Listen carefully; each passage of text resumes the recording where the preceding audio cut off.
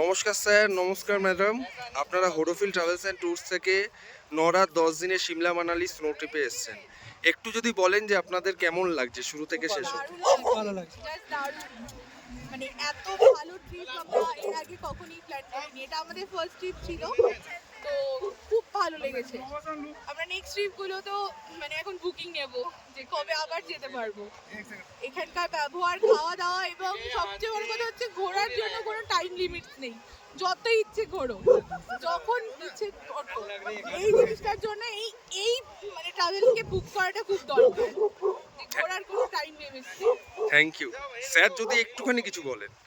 ওই তো বললো সবই একই ওপিনিয়ন, বউ যেরকম বলবে সেরকমই। কিন্তু ঠিক। সত্যি কোনো টাইম লিমিটস নেই, এরকম কোনো বাধ্যবাধকতা নেই যে enjoyment খেতে হবে, আমাদের আগে করে এতটা খেতে হবে, এতটা যাবে, এর বেশি যাবে না। তুমি তোমার মন খুলে ঘোরো, আমরা আছি।